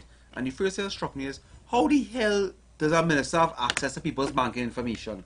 Private banking information. That's the first thing that struck me. We need to pull the conversation back, and we as thought leaders in society need to be the first to say, ring the alarm. This is madness. You can't be talking about people's personal money. You can't be talking about people's personal property. That does not come into the conversation. When does it reach that the state could come and have sex with your wife? When does it reach there? As ridiculous as that sounds. You touching my property, What next? What next? What next? That was such an absurd statement. So, if for any reason you have money in your bank because you allow them to talk property tax as an option to tell you to have talking heads come and tell you how else they gonna fix the road. How else they gonna fix the road? Tell me about the gasoline tax that we paid for decades. Every time we put gas in our cars, we paid gasoline tax that was supposed to be road tax. But tell me about it, when you buy a vehicle, when you 60% of what you pay for a vehicle goes to the government. The money that you built your house with or bought your house with, you pay tax on that money. The bricks, the cement, the steel, the rods, the labor, everything is taxed. You've already paid tax. You're paying tax for everything. Over and over. Over and over and over. What we're really saying it comes down to mismanagement of funds then. The government is looking at, the government is saying that you're buying a pack with 10 hops and your family could eat 4 hops. They have 6 hops there, the neighbor should get your 6 hops. We're bordering on communism. That's a Cuba, man. We're bordering on communism. That's what they're doing. Don't say Cuba. I know how to do it in Cuba. Venezuela, maybe. Wherever, I don't know. I don't know who it's communism. What we call communism? It's communism. It's not communism. No, but I'm saying to you, not China. China is not communism. I'll be one of the strongest proponents of capitalism without compassion is a prescription for confusion. I've been saying that for decades. Yes, but I'm telling you, capitalism is a failed ideology. Well, I wouldn't say it failed because it's better than an ideology that allows you to not own property. And I believe in the fact that the right to own property, but I also believe that if you have a right to own property, everybody. But you're talking about right to own property, and you're talking about empowerment. You are talking about empowerment of people. And the thing about it is that at what point is PNM really trying to empower anybody? You're talking a conversation above what an average PNM person could understand sometimes, because people in PNM are being beaten into thinking, I cannot aspire for this. They have to wait for secret society. 1% lodge boys realize. Listen, I don't like lodge. We ain't talking about lodge. Alright, but they realize that they have a mass of people, the grandchildren of Africa, that if you convince them that they are racially segregated from everybody else and need to protect themselves racially because everybody else coming to eat their food and drink their wine, that you could take advantage of them. I think if you separated people, and I'm going to say this, if you separate people by race and you say that you are their leader, lead them. I think the PNM what have studied. What are you doing for them? The PNM, look at the condition of the grandchildren of Africa. The PNM is saying PNM, you can't think, I'll think for you. Right. So what they've done, they've studied the politics. They've studied people like Stalin, Joseph Stalin, and these people who said that, listen, they pluck out the feathers, do them all the evil to survive, and then election time, just throw some corn, they will come back and pick. Yeah. Which is what happened. I mean, and they're so loyal. They will fight for massa. It's so to bad. Be able to do them. It's so bad in this country that some people will sit down, some people will sit down, and some people have to sit down and wait for HGC house because there's so no hope. Oh, yesterday of they them bought a being lot of able- HGC houses. Well, they will give out because again, coming out the election, they're not giving you hope of being able to finance and buy a property that is not subsidized. So they will hold that over your head. And use I it. understand Some CPEP people- contractors they get a contract renewed until after elections, and the reason for that Where's the is if you renew your contract, if you renew your contract now, chances are you may not vote for the PNM. Correct. But if you hold it, that carrot, you have to make us win for you to get a contract That is renewed. using state funds, taxpayers' funds for political purposes. That is a violation. Who is supposed to oversee that? Who is responsible for saying that you are in violation of the public trust? What law are they breaking? There So must be a law. that's what they do all the time with almost everything. But who hold them to account? I mean, it's taking place in the Kamala public Prasad domain. Bissessa has said that they will repeal the property tax law and that there will be no property tax. But when she came in as Prime Minister in 2010, She she abolished came in on that platform She and abolished- she abolished. And she abolished it. the thing is, they had the PNM was saying no, they're gonna bring they put the same tax. They have to put the tax. They ran the country for 5 years well, without bringing that in, without. You know the irony? The irony is this: that the properties that they're not taxing are the properties that they should tax, which is commercial properties. You know, you could tax commercial properties, and I would have no problem with that because it is revenue generating property. What's sad about all of this? There are persons who are listening to us right now who will be saying we are anti-nationalistic, we are not thinking because all these tax measures is what we use, the revenue from that is what we use to run the country, and if we don't have that, how will we run the country? Well, the reason, the thing is clearly they are not supporting critical thinking. They are not supporting. They're not supporting that. Yeah. So you supporting that. I mean, something has to be So at wrong what with you. point does the government come and tell you that your 5 children between the ages of 12 and 17 should come and work for the country for free because we need their free labor if you're nationalist and thinking? Yeah. Why aren't your children working for the state for free? Where does it stop? Where does it stop? Yeah. Where does it stop? Certain things should be sacrosanct. Certain things should be beyond the conversation. Right. Beyond the conversation is me, my personal self, my family, my property. Boom. Anything else, let's talk. And we start talking rights now, you know, Mattison. We expand that's the foundation of human rights, and I'm Yeah. saying to you again that that's Yeah. what they're trying to evade responsibility. But they will say their legislation is part of the rule of No, law. but who you And the rule of consult with- law, if you say, You see, if and- your and- argument and- is all say of those that- laws are violating the Yes, constitution. no, and we but cannot write any law that just violates like it. glad you're going up as a member of parliament where laws are made. How much of those laws, those MP consulted with the people that those laws would impact upon? well, they will say again that to make laws, it goes through a process. You have the white paper, you have the green paper, you have the reading of. Listen, So you cannot. How much of civil society agreed with property tax? I don't know what kind How much? Property tax Less is an than admission of 2%. failure. Less Yesterday than we were 2% talking- agree, yesterday but we it's still were talking about the implemented. merit points, and I was thinking, because you made a point yesterday, and I was thinking, anything, any infraction that put others at risk could have demerit points, but should.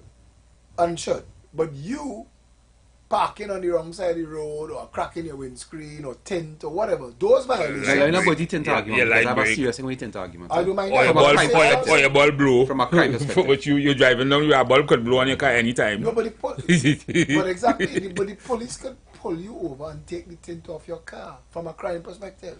From a crime perspective. No, but I've always said- I I've just always saying, said, I know I get licks for why this already, licensing office? You know, if you want to be a license, give the licensing officers a commission on everything they write, and let them go stand up in the gas station. Your car is only valuable to you for as long as the tank have gas, you know. At some point you have to Yeah, go in a but gas that's station. correct. You don't need a roadblock. No, but You don't need roadblocks. Stand up in the gas station and you will see every single person who have every single problem. But we talked about that yesterday, right? We don't need roadblock. That's a drain on productivity. Yes, right? Jesus Christ. So when you have a roadblock, Grand Bazaar, 20 police. you have Traffic 50,000 cars on the highway coming from south, both sides, right? What does that? How does that serve the country and of the productivity? country, yeah. How many people aren't able to get to work on time to do what Philip this, said, you know, right? we solved that problem, you know. One traffic warden in every gas station. Done. No more roadblock. That's all. Hold on. Let me go. Every time you had a full your tank, you had a good Let me go to point on problem solved. roadblocks from a policing perspective. Then you might have line up by gas station. Roadblocks are important from a policing perspective, but the manner in which it is done here is the problem.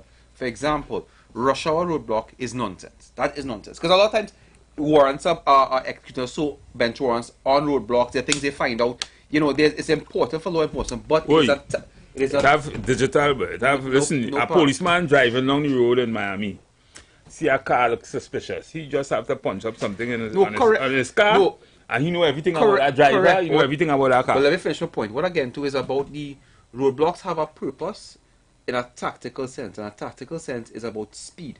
A roadblock setup. After about 10 minutes, the whole country knows it's a roadblock. Of course. Exactly. Roadblocks happen are supposed to happen like this. Your apps on your phone telling you roadblock. Correct. So you're telling it to police right on the road. A roadblock is supposed to happen like this in terms of law enforcement.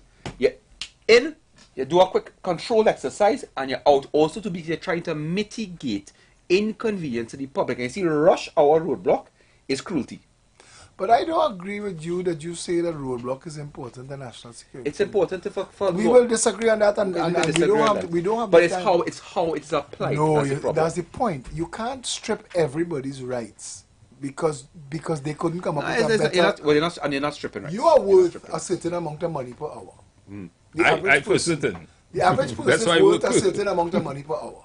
And if you waste my hour in traffic because you trying to catch a fellow that thief sneakers in Digger Martin, you taking away from that. Okay, you are robbing me. And you're robbing the country of the taxes. But forget that for now. You're robbing me.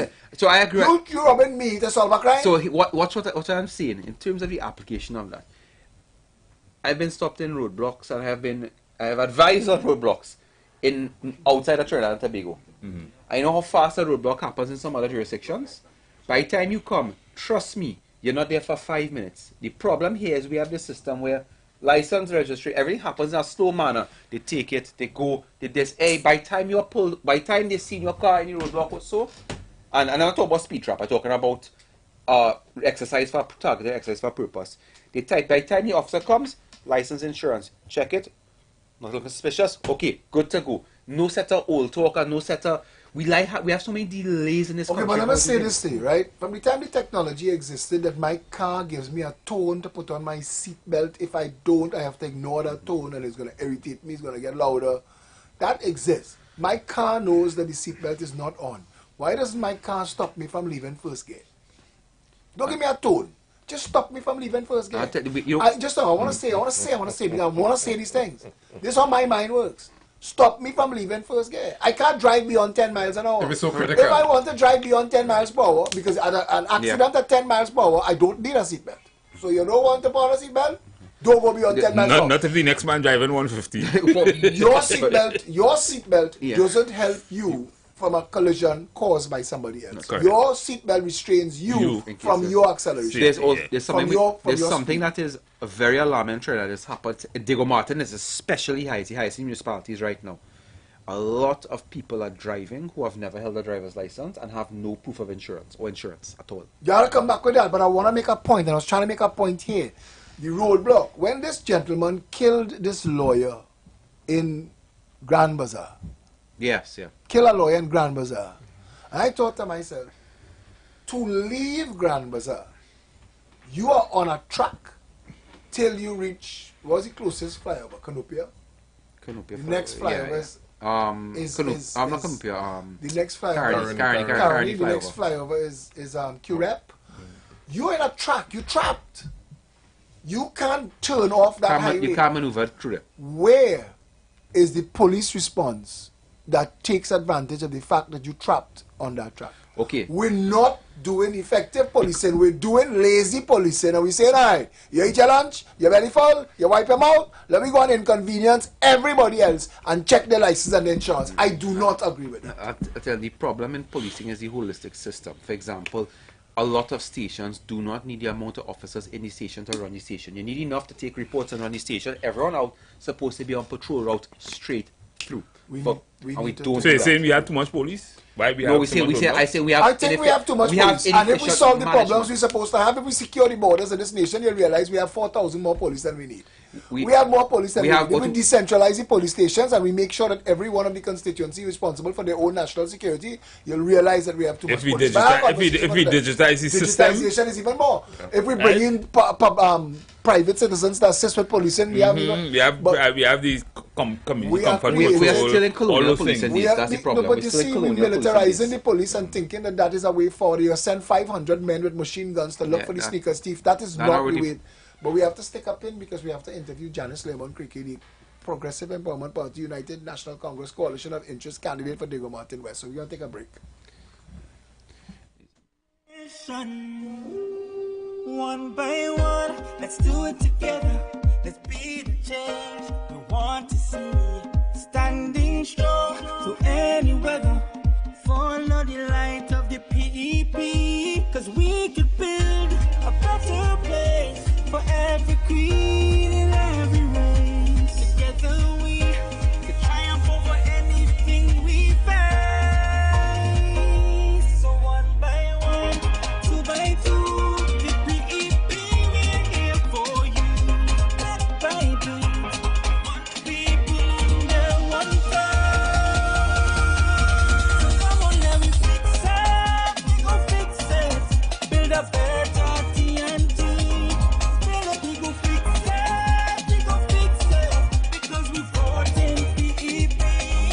Save TNT, vote PEP.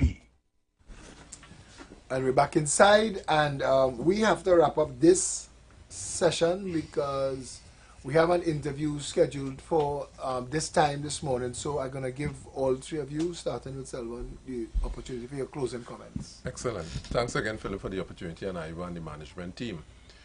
What we discussed today, to a large extent, summarized by one thing as we close: the management of this economy. We are talking about roadblocks and transportation, and I say it quickly. We have over 260,000 vehicles coming into Port of Spain every day, Monday to Friday. We have over 300,000 individuals coming into Port of Spain every day. And we had to ask ourselves, is that effective management of our human resource in Trinidad and Tobago? I leave that on the table. Yeah. My position is that we need to digitize the economy even faster than we've been going. And that would assist a lot in reducing a lot of the bugbears in society. A man from Toko trying to get service and have to travel to Port of Spain or travel to a decentralized position to get it, then, I mean, that doesn't really make sense. So if we speed up the implementation of the digitization of Trinidad and Tobago, then certainly we would have better ease of transportation, better ease of productivity. We'd have everything moving in the direction where people will feel more safe, more accountable for the time, and they will feel that they would have been more efficient to society. My comments on this, and I agree with everything my friends here said. I'll just take it from the perspective of the taxes. You need taxes to run our country, but taxes cannot be heinous. They cannot be punitive, and they have to take into account the situation of the man on the ground, of the common man. Not because somebody could sit on a high horse or sit in their chair in Parliament and say, well, this needs to be tax revenue, tax revenue. You always have to consider, as a public servant, as a servant to the people, what the average man will go through and base your metric on that. I want to leave this with you all to start the conversation tomorrow. If you remember that that I said this, that I believe the starting position always must be the right of the individual. If we create a country where the rights of the individual is paramount, and that is the most important thing, and everything flows from there, if every service that you want to give me as an individual redounds to the benefit of me and the collective, and you want me to pay my fair share for that, I agree with all of that. But it must start somewhere, and we seem to have no starting position. And what I take away from everything that we spoke about today is that we have a clueless government who have no plan what they're trying to do. They're leading us nowhere. They're leading us astray, and they're calling everywhere they arrive at like that somehow was the destination. We are failed as a nation as of today. We look at Trinidad and Tobago, nobody's safe, nobody's happy, nobody's well. If you have a problem today, if you don't have money in your pocket to pay for extra lessons or public or private healthcare, you're in trouble. And if money in your pocket is the metric, then they fail at that too. We have to look at all of that. And I want to say that everything that we do must come back to that, the rights of the citizens. And I am happy that on the 28th of April, we have an opportunity to elect a government that will take us back to a sensible, rational point and restart. Maybe the reset is something we ought to look at as a country, not the PNM. So until tomorrow, we're going to take a break. Stay safe, General Tobago. Excellent. Unleash the power of truth with Street 919 FM. Dive into the raw, unfiltered world of politics with our cutting-edge commentary and fearless analysis. We don't shy away from the tough issues. We confront them head on. The Street 919 FM, the #1 election station.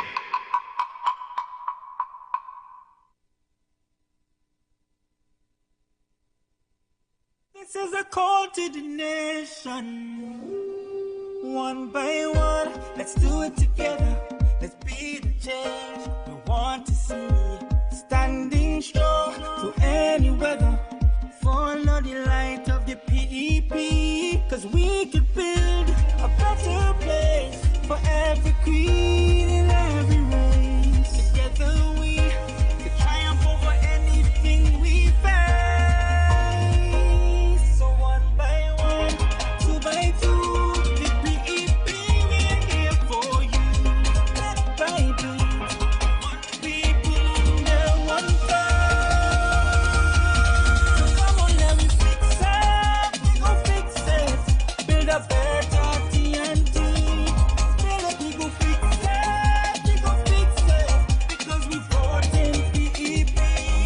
Save TNT. Vote PEP. From the heart of the street to the halls of power, the voice of the people is loud and clear. Real talk, real issues, real change. On the Street 919 FM, the #1 election station. Unleash the power of truth with Street 919 FM. Dive into the raw, unfiltered world of politics with our cutting-edge commentary and fearless analysis. We don't shy away from the tough issues. We confront them head on. The Street 919 FM, the #1 election station. And we are back, and let me say good morning to Janice Leamon Cricky, the former PRO of the Progressive Empowerment Party, one of the founding members, and she is also a candidate for Diego Martin West under the United National Congress Coalition of Interests. Good morning, Janice. Good morning, Philip. Thank you so much for having me on your show. How are you today? Finally. I'm good. I'm good. The walk coming up those steps just now reminded me of my walk through Big Yard and climbing the 126 steps to get to the top. So it was a fond memory coming up this morning. Yep, a lot of communities in Trinidad still are stuck and isolated and access their communities. I found one in St. Anne's that shocked me.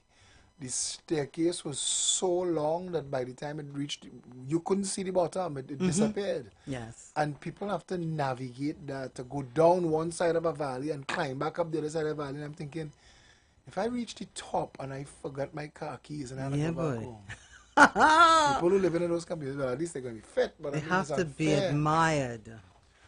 But what about if somebody gets sick? Somebody has to carry them on their back. We were discussing that. I met somebody in steps. Caranash who does that. Yes.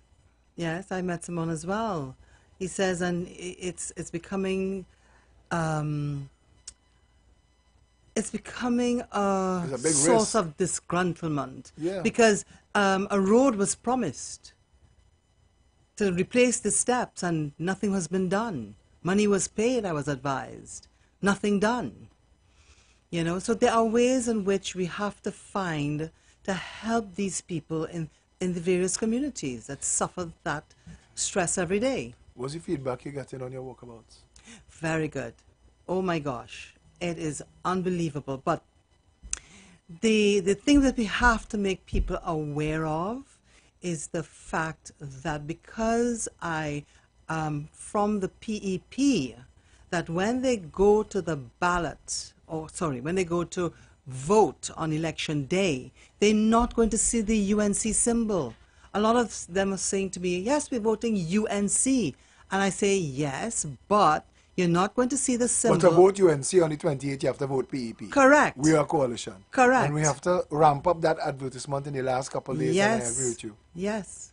That is an important piece of messaging, and we need to ramp that up and spread that in our walkabouts. But I think that people are accustomed to the idea of a coalition because we've had this before. Yes, they are. But again... And Diego Martin, again, voted for COP, all three Diego Martins. And, you know, it makes me wonder if, when you think back to the 2010 experience, if the People's Partnership didn't lose their 3 maxi-taxi worth of votes that would have voted all three of them out, you know. Diego Martin, West Central and Northeast were within touching distance, and maybe some votes were lost because of that. Yes. So we have to be mindful of that. There are only 2 ways forward here. Correct. Yeah? Yeah. But the reception, the people are warm, they are friendly, and they said to me, you know, Jan, if we give you our vote, I only want one thing from you. And I go, well, what's that? Do not forget us. Because in the past, they give the vote and their trust to the person asking for their vote, and after elections day, they don't see the person again. That's the idea of the hotspots. The PNM treats their, I guess, take for granted constituencies with scant courtesy. Yes. The attention that St. Joseph gets, because St. Joseph could be lost. Yes. And that's why, I mean, it's straight up. If the constituencies that have been consistently voting PNM has been neglected by the PNM, correct. They should collectively vote away from the PNM this election, so as to show that it is possible for them to get representation. It's proper, yes. This is not about being part of a gang or a cult or a party. This is about taking care of yourself. Correct. I ain't saying anything about country first. I'm saying yourself first. Correct. Vote for the party that you think will best represent you and put things in place that will improve. And work in the community. Because what I keep saying to them is, listen, I am going to be in the community. I am not going to be one of those that is going to come once every 4 months. It's every month, because there are 411 streets in my constituency. And I will be visiting a chunk of that every single month. So people are going to get accustomed to seeing my face regularly and dealing with the issues that need to be addressed. The reality is, a lot of the issues could, once you manage them, I mean, the people want things like a bridge. Yes, they want the road correct. fix, they want a driveway, they want drainage, those things that realistically should have fallen under the regional corporation. So, I mean, it's about management, but you're absolutely correct that you have to be present to know what needs the managing. But once you start to solve problems for your communities, there are communities in the constituency that you are running for, like Rich Plain and Factory Road and Covine, that need jobs. Yes. They need jobs. They need access to credit and finance. Yes. They need the ability to open businesses and what has been put in place for them. We need to have those conversations at a parliamentary level and maybe even at a cabinet level, that the underserved communities need to be brought front and center. That's right. And the MPs are the best people to say, hey, you know, look, you have La Puerta, you have Saganga, you have Median and Scorpion, and these places need help. They need help.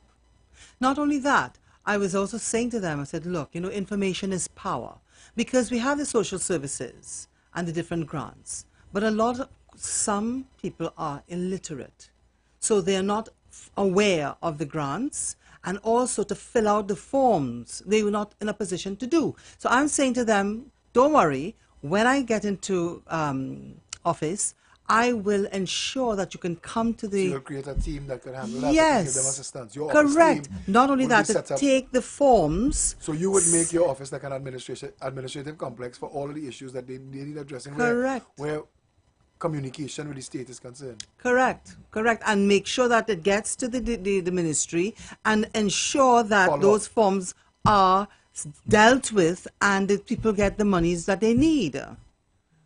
That is so critical, and I don't think that's happening right now.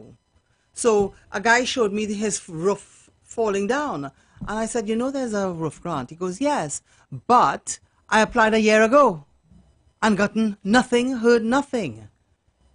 You see, so my thing is, we are going to see about the needs of the people. And I will be there most present to ensure that it is done. Remember in the early days, one of the PEP policies was that members of parliament were going to work in their communities. They were not going to be necessarily given a ministry. Remember that policy? Separately legislation. Right. Yes. Good. And that came back to me again because the constituency is big. So how are you going to manage a ministry and a constituency and that always good at becomes an it? issue unless you're good at delegation and management, and that is something that we need to talk about, because the average person doesn't know what the role and responsibility of a member of parliament is and how they could best serve them. Correct. So I mean, you're really re-educating the citizens from the That's ground right. up. You're in one of those constituencies where the people have been abandoned. Yes. Literally abandoned. Government is and I find in my walkabouts, you know, you trying to talk what you believe is rational sense to people who have been suffering, and then you realize that these people are so jaded and cynical because they don't believe that politicians would keep their word, because they've been lied to. I dealt with this elderly lady in Belmont, and I mean, from her upstairs window, she could see the member of parliament's office. She sees it. It's like 20, 30 feet from her. She said the first time Stuart Young ran for election, he ran up my stairs and he kissed me and he promised me all the things that he was going to do for me.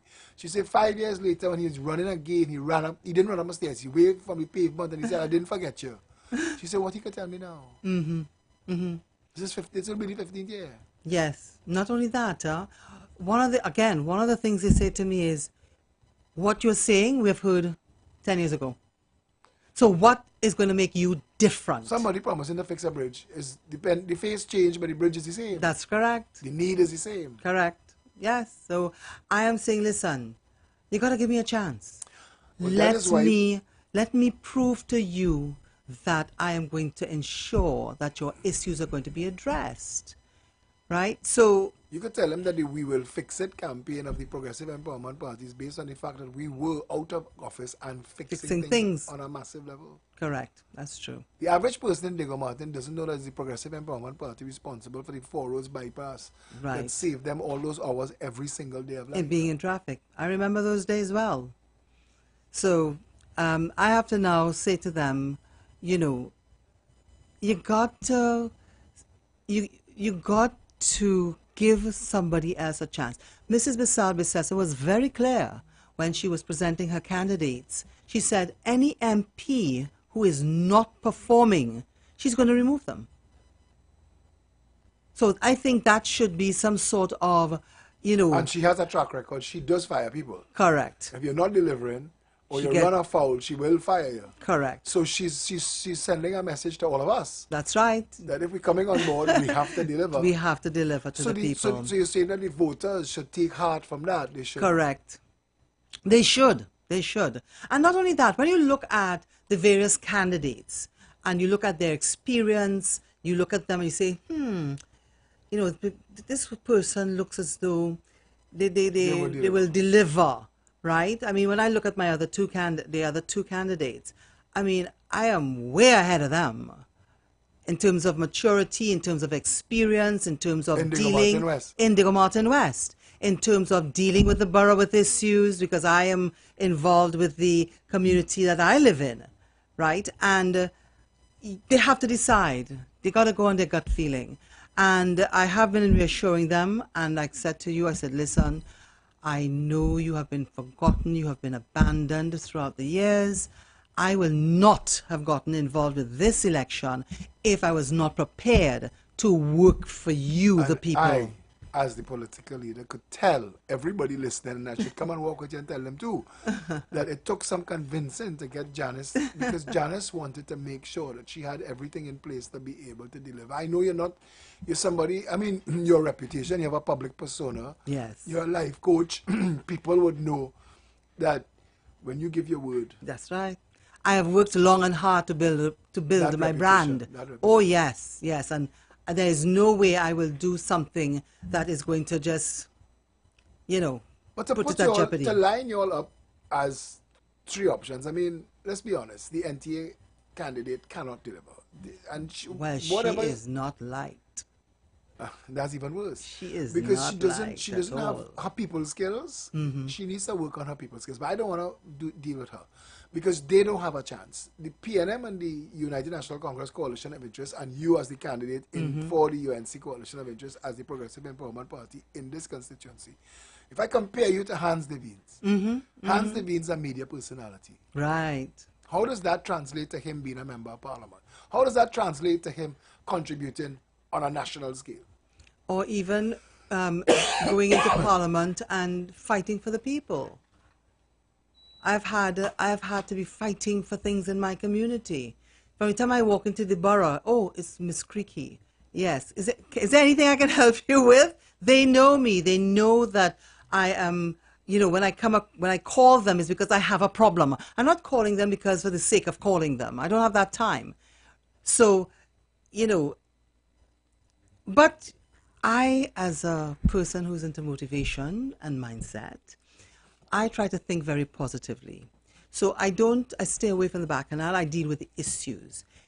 The choice is the people's choice. But the reality of the situation at the end of the day, is you're going to have somebody that for a 5-year chunk of your life is going to be responsible for the quality of your life. Correct. Yeah? Yes. Because the issues that affect you, water, mosquitoes, crime, your community is a hotspot, you can't get jobs, those things are real issues. Yes. And you need somebody that you could trust. And while count you're on. going about your daily life, they will be well, seeking Philip, your interest. one of the things that I thought about when I was being considered is that I want to ensure that I leave a legacy.